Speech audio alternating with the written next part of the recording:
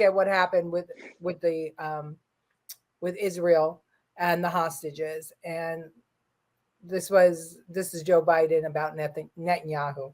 I hope it goes over because I see that my internet is blinking as usual. Hirsch's body, along with the bodies of 5 other hostages, recovered from underneath the city of Rafah. Israeli officials believe Hamas killed them shortly before military forces were able to get in and rescue them.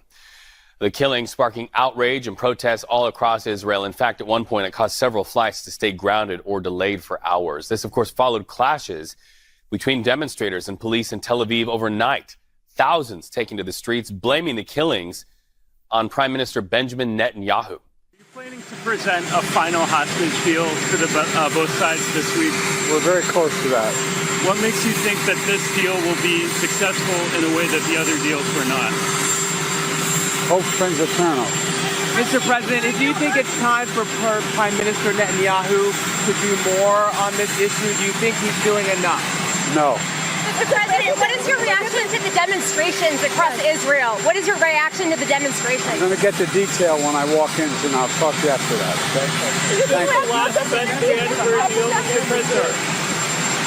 Do you have a message for the hostages' family, sir? Yes, I've spoken to the American hostage. I spoke to his mom and dad, and we're not giving up. We're going to continue to push as hard as we can. Thank you. So our question here, you heard President Biden say Netanyahu's not doing enough. That simple answer of no. Could this final proposal put the pressure on Netanyahu that's needed to finally get a ceasefire deal and get this done and get the rest of the hostages out alive? You know, that no is really, really powerful, and it shows the pressure that the United States is putting on Netanyahu to make a deal. They feel, I would interpret from that Israel needs to make more concessions.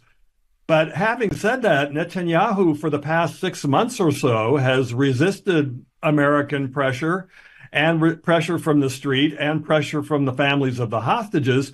One problem, or his dilemma, basically, is that he wants to stay in power, and the far-right members of his cabinet are threatening to topple the government if he makes a deal to stop the war. So I think Netanyahu may continue to resist that pressure. Robert, thank you so much for joining us. We appreciate those thoughts. Thank you. Of course, all of this is playing out while Britain says they are suspending giving weapons to Israel. Their concern, as stated today, weapons they give could be used to break international law. You know what this is like? If a parent has children that are beaten every day at school, one gets kidnapped, and then the parent says, you know what, enough is enough, because now their kids are being tormented or whatever. Enough is enough, stop. You know, this is inhumane, it's cruel. Your kids were beaten, brutally beaten, raped, kidnapped, and you're gonna stop? He's the parent of this country. So right. They were homegrown here, they came and terrorized us, they terrorized every other country. So when does it end? It will never end until somebody does something. That's right. Hamas has to be wiped off the face of the earth. Has to. Because right. These terrorist organizations are the reason for the brutality that is going on in the world. And we have this here. Hamas talking about 9/11. I mean, and we're still honoring, talking. It never leaves the conversation here. And why should it there?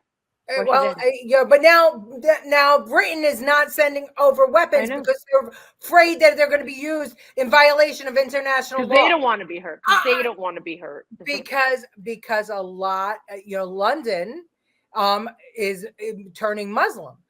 So we've got issues. We've got issues in Paris. We've got issues in London. We have issues all over the world, and they're not easily fixed. But let's just quickly watch. I'll just show it quickly. The Abraham Accord that Trump negotiated and was being signed. Not 6 years ago, 5 years ago. Watch. The President of the United States, the Prime Minister of the State of Israel, His Highness, the Minister of Foreign Affairs and International Cooperation of the United Arab Emirates, and the Minister of the Foreign Affairs of the Kingdom of Bahrain will now sign the Abraham Accords. They will each sign 4 copies, 1 in English, 1 in Hebrew, and 2 in Arabic.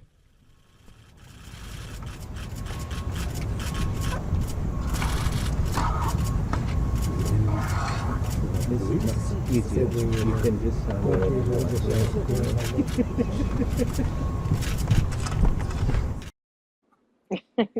and they're all getting along. Imagine that. They're Imagine laughing. that.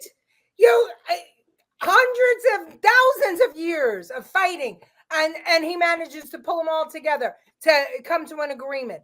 I mean, how and the press wants to demonize him, and look at how it is unraveled under one administration. How